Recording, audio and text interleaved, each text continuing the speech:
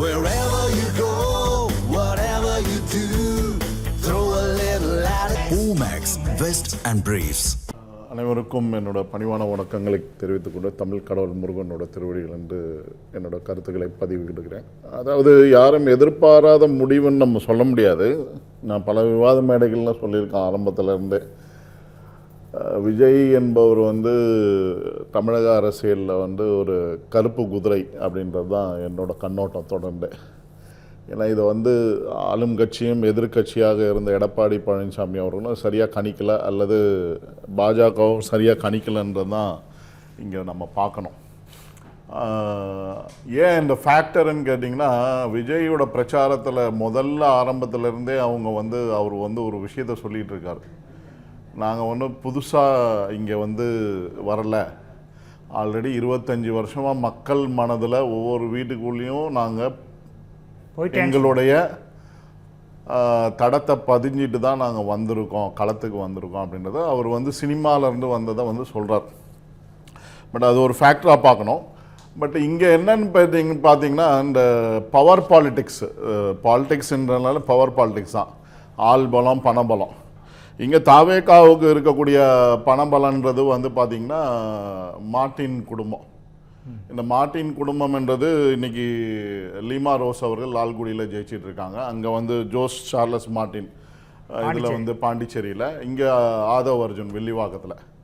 இது என்னன்னு கேட்டிங்கன்னா, இப்போ பார்த்திங்கன்னா தமிழக அரசில் வருத்தப்பட வேண்டிய விஷயம் கூட ஒன்று.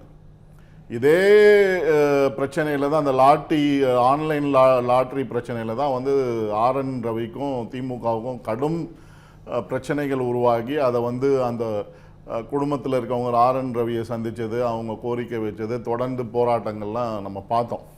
இதுக்கு என்ன முடிவு வருதுன்னு பார்த்திங்கன்னா, இது கடைசியில் எனக்கு ரொம்ப பயமாகவும் இருக்குது.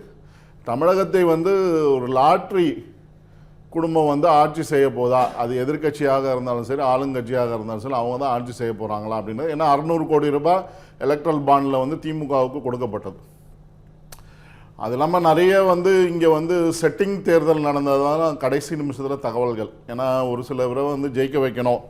அதான் நம்ம ஜெகதீஸ்வரன் ஐயா சொன்ன மாதிரி விஜய் திருச்சியிலையும் பெரம்பூரில் மட்டும்தான் ஜெயிப்பார் அப்படின்ற கண்டிஷனில் நிறைய குறிப்பிட்ட தலைவர்கள் இந்த மாதிரி இது செட்டிங் தேர்தலாம் பண்ணாங்களா அப்படின்றத கசிவுகள் இருந்தது. இல்லை தெரியல, நான் சொல்ல வரேன்.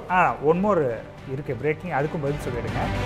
சென்னை டி நகர் தொகுதியில் தாவேகா வேட்பாளரும் அந்த கட்சியின் பொதுச் செயலாளருமான புஸ்ஸி ஆனந்த் வெற்றி பெற்றிருக்கிறார்.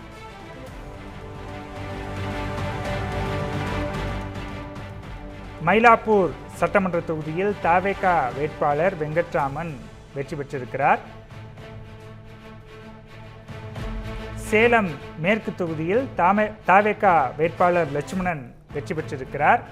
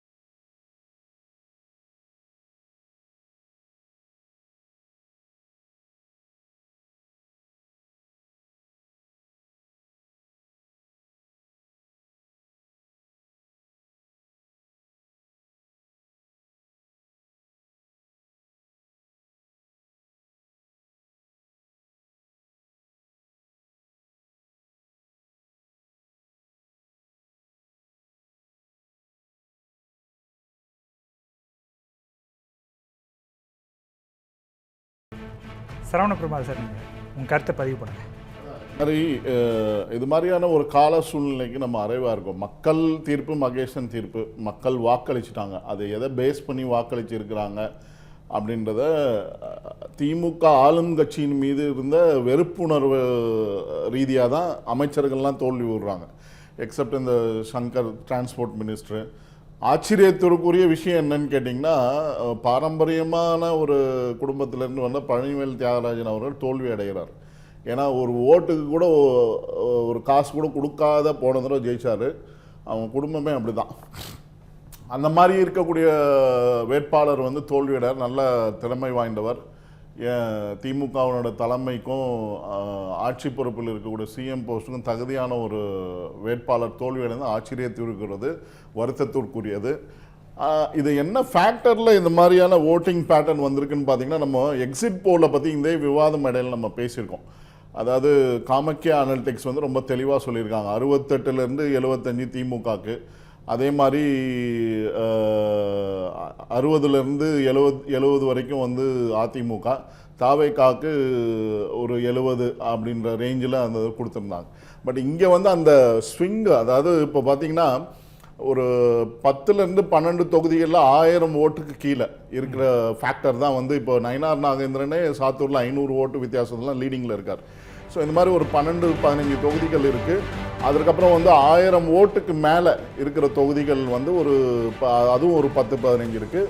கிட்டத்தட்ட இந்த மாதிரி ஒரு 40 தொகுதிகள் வந்து வேரியேஷன்ஸ் இருக்குது. அந்த ஃபேக்டரில் தான் வந்து நிறைய இடங்களில் வந்து நம்ம வெற்றி வாய்ப்பு மாறிக்கிட்டே இருக்குது. இப்போ நம்ம அதிமுக 2வது இடமா இருந்தது, சீட்ஸு நம்பர்ஸ் பிரகாரம் வந்து இப்போ 3வது இடமா தள்ளப்பட்டிருக்கு. இது இன்னுமே மாறும்.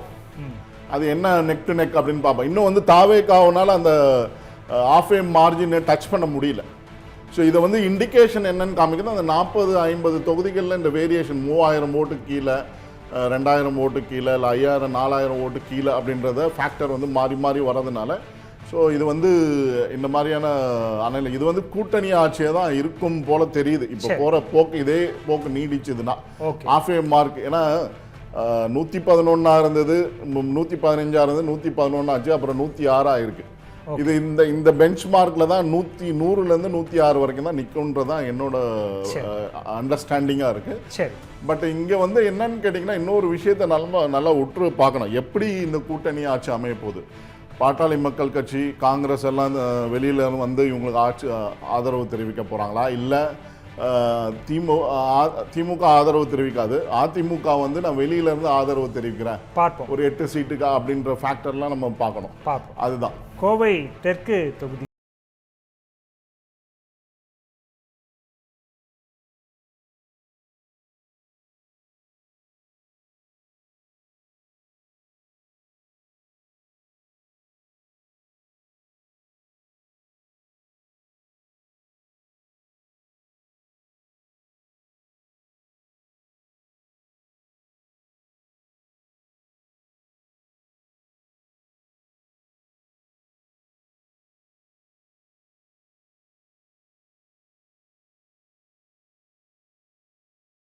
தான். ஏன்னா இப்போ நீங்கள் காங்கிரஸ்லேருந்தும் பாமகலேருந்தும் நீங்கள் அழைப்பு விடுக்கலாம், நீங்கள் அவங்க போய் சேரலாம். பட் அதை அவங்கள சேர்த்தால் 112 வருதாங்கிற முதல் கேள்வி. எனக்கு தெரிஞ்சு காங்கிரஸ் இப்போ தயாராக தான் இருப்பாங்கன்னு நினைக்கிறேன். அவங்களுக்கு வந்து எலெக்ஷனுக்கு முன்னாடியே ஒரு குரூப்புக்கு போகலான்னு ஒரு ஆசை இருந்தது. ராகுல் காந்திக்கு கூட அந்த ஆசை இருந்தது. பட் அதற்கு பிறகு அதை வந்து வேணாம்னு சொல்லிட்டு விளக்கிட்டாங்க அப்படின்னு பார்க்க முடிகிறது. இந்த சமயத்தில் நம்ம 4 சீட்டு போனாலும் நமக்கு இப்போ ஆட்சியில் பங்கெல்லாம் கொடுப்பாங்க, அவங்க அப்புறம் ஒரு மினிஸ்டர் கூட வரலான்னு ஒரு ஆசை வரலாம். பாமகவிற்குமே அது ஒரு ஆப்ஷனாக இருக்கலாம். ஏன்னா இன்றைக்கி எதிர்கட்சியில் வரிசையில் இருக்கிறத விட நீங்கள் அங்கே போனால் அவங்களுக்கான ஒரு வளர்ச்சியாகவும் இருக்கும். இன்னொன்று, நீங்கள் அந்த கட்சியோட தாவேக்கோட ஆலோசகர் ஜான் ஆரோக்கியசாமி தான் அன்புடைய ராமதாஸுக்கும் ஆலோசகராக இருந்தார். ஸோ அந்த கனெக்டருக்கும் ஏற்கனவே பேசிட்டுலாம் இருப்பார். இந்த நேரத்துலாம் பேச ஆரம்பிச்சிருப்பாங்க தான் நினைக்கிறேன் காங்கிரஸ். ஸோ அந்த 2 நம்பர்ஸும் வந்தால் நம்ம கம்ஃபர்டபுளான விக்ட்ரி வந்துருமா அப்படிங்கிறத நோக்கி போவாங்கன்னு நினைக்கிறேன். அது வந்து ஆட்சி அமைச்சரெல்லாம் நீங்கள் சொல்கிற மாதிரி முதலமைச்சராக விஜய் வந்து இருக்கக்கூடிய அத்தனை வாய்ப்புகளுமே இருக்குன்னு நான் பார்க்கின்றேன். சரி, தொடர்ந்து பேசுவோம்.